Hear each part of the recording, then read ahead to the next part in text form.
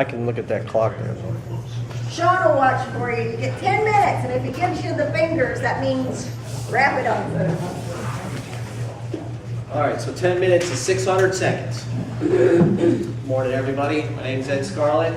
I'm an acupuncturist here in town. I've been in town doing acupuncture for about 23 years. As Steve would say, I want you to get the point because I am the prick. All right. Yeah, you did. All right, so on the phone. Oh my God, Steve. All right, so my purpose is to just kind of, show you who I am, tell you a little bit about me, what it is that I do, why I do it, and maybe if there's enough time, how I do it in more detail. Some of you have had acupuncture before, some of you haven't. A couple of you have been to see me here in the more recent future. I'm also going to be at the Delray Fair. I'm there every year. I usually work on about 150 people out there over 3 days, whether it's the Garlic Festival, whether it's the Delray Fair.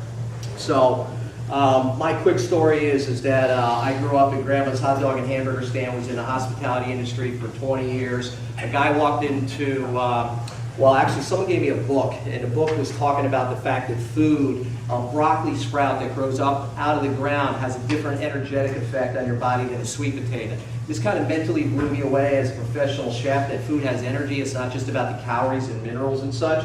So I opened up a health food restaurant in downtown Boca for a while, and I had an individual come in to see me for a job, and I hired him because he had sold his large health food restaurant in Philadelphia. And when my lease came due, I was trying to decide what to do, and he said, come to an open house in Miami and see what I'm doing. So I went to Miami and went to an open house at an acupuncture Chinese medicine school, fell in love with the idea of being able to help people more intimately other than just serving them food. So I sold my business and I moved to Miami, and I was the assistant to the executive chef at the Doral at nighttime, and I ran the restaurant there and went to school during the day, and then I also followed him and went to the Biltmore for a period of time. Bought my practice here in Delray from a husband and wife team, like I said, almost 25 years ago. Since then, I've been trained in many things. I went to Europe for a while, trained in injection therapy, detox, nutrition, what they call biological and functional medicine. What I'm about is being able to put all the pieces together. There's probably nothing about the body or the systems in the body that I don't have some knowledge or ability to have an impact on. So to me, part of it is being able to take these complex problems that people have and be able to sort them up in a way that you can get tangible results. I'll talk a little bit more about that in a minute, but I have 4 children, got some hobbies. I love to ballroom dance.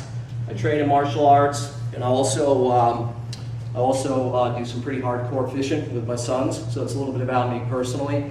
At my practice, I do acupressure, which I'm a master at, and that's what I do when I do the Delray Fair and the Garlic Festival. Sit a person down, and within 2 minutes, go ahead and be able to palpate points and find out how it is that they're making this aberration or distortion and how it's connected to their symptom. Because keep in mind for a second about a symptom, right? People talk about a symptom, but they'll tell you. I don't know, can I pick on you, Lee, for a second or no? Yep. Okay, so last night he tells me he's got a shoulder problem. He says, I think I slept on it wrong, right? So if you listen to an individual, they will tell you when they describe the symptom, I have this problem and it's annoying. I will guarantee you the way that they describe the symptom is actually what caused the problem. It's a dramatization, all right? So this is important. So he says a simple thing. He says, I slept on it wrong, okay? Now, to me, what's interesting is that his perception is that he did something wrong to cause that. Now, when you're treating an individual, sometimes what happens is you have to treat the part that is still engaged, like, okay, it doesn't matter to me whether he was wrong or not, but to him it matters whether it was wrong because he did what he did. I guarantee you that anyone that creates a symptom, they caused it. People take responsibility, they take responsibility for what it is that they caused. Now, what I do is that I couple up together with a person and we become something larger than their problem as a way to actually illuminate it and change that. Now, what acupuncture does, and I don't care whether it's chiropractic, massage, physical therapy, or acupuncture, all of these things are just a way to apply data or information to the body to cause a different effect. Because if you were causing the right effect, you wouldn't have the problem. But you're not. And the thing is, people have perceptions. I did this because of this, and this is what happened, and I think it's this and this and this, and so you listen to the story. But I'm not agreeing with the story. I'm not telling them that, because if they really were accurate, they would fix it. They would solve it. There's nothing that you create that you can't uncreate. The problem is people are kind of going into a little bit of trance and then going for the shortcut. Okay, give me the cortisone injection. Yeah, I'm not saying there's anything wrong with a cortisone injection, but how deeply have you checked how it is and why it is that you caused it, and what have you done to change it? You know, Mark's over here telling me about his back this morning, right? When he doesn't have additional data about things that could be done that could actually take him to the next level. So what's important as a holistic practitioner is look at the whole thing and be able to pull it apart piece by piece and understand, first of all, how the person sees the problem, and then how is it that I'm going to go ahead and couple up together with you and I'm going to have an impact on changing, because the key here is to change.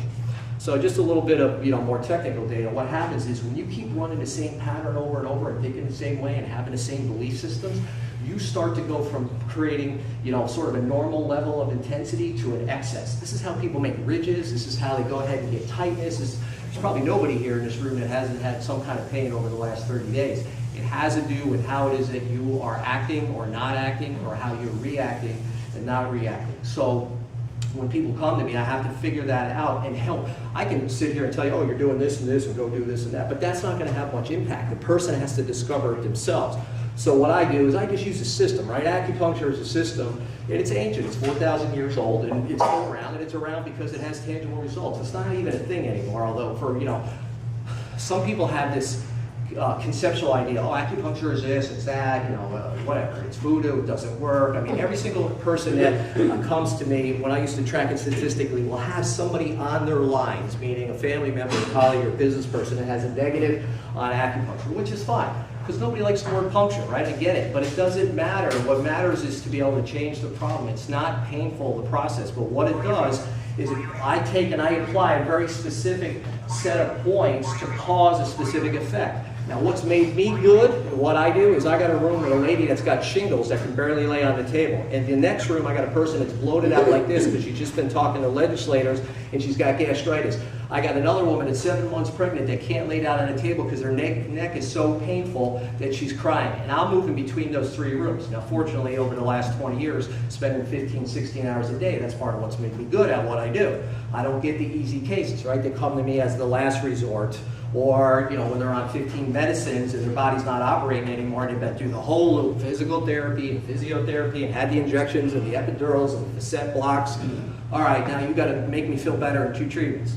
That's okay. It's made me better as a practitioner, you know, and I'm grateful for that. How am I doing on time, Sean? You paying attention? To you, yes.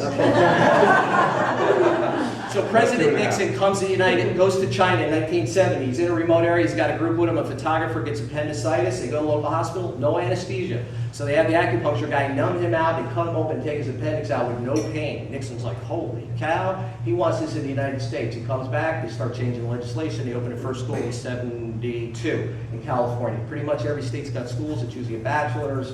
Anywhere from a 3 to 6 year program. You learn acupuncture, the herbs. You learn how to use the homeopathy.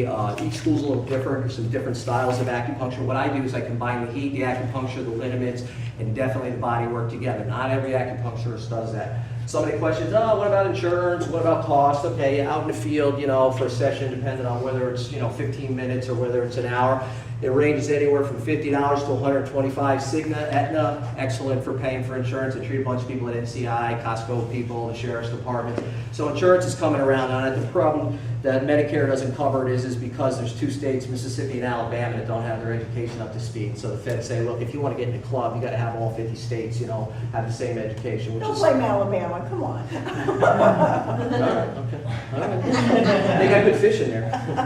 So anyways, the last point I want to make about the acupuncture, here's the way that I see it, right? An acupuncture point is a tiny little fluid-filled sac that has minerals in it. So when you put a tiny little needle in the body, on a cellular level, the body goes, oh, holy cow, we've been stuck by a needle, are we going to live or die, right? But this happens, you know, on a very quiet, deep level, like when you get stuck by a mosquito or something. But what happens, that elicits a very specific reaction. The first thing that happens is you make a tremendous amount of opiates, your own natural painkillers. Use it for low back pain in the Middle East. A couple of hospitals are making it mandatory here in the States now. After low back pain, you have to do it because it, you know, heals people in half the time. But what happens is it puts people in a very deep alpha state, a very deep relaxed state. When that happens, people get out from underneath the mental chatter that they have, the roles. I'm the father, I'm the businessman, you know, I'm the sibling, I'm the spouse, I got to do this, I got these pressures and that. When you get quiet like that, you sense something more about yourself. When you get up off the table, you're not so apt to just put that hat on and start behaving that way, feeding that problem that you're making. So what happens is when you do the patterns that you do, you make a tremendous amount of neuronal connections. There's a whole webbing of neurons that fire in your body, and then you make biochemical processes. And so people are 5% conscious. Your mind is 5% you're operating. Another 95% is unconscious.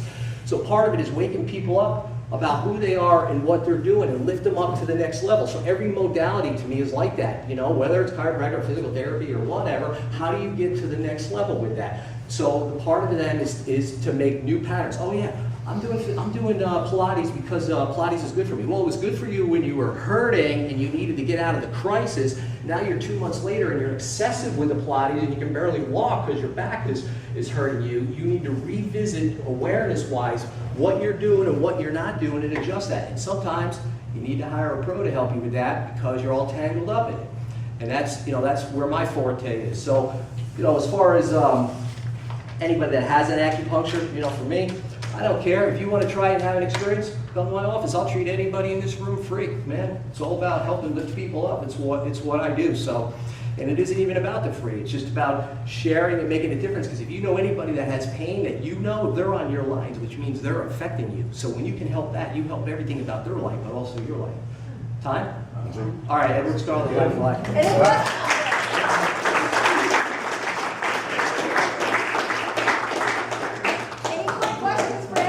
Where's your office? I'm on George Bush Boulevard, right here, 255. Tina? I'm out of breath listening. I know. Can you talk that fast? Oh my God, no. All right, today I am going to talk to you about my Media Resource Network. Now, several months ago I sent all of you an invitation to join my Media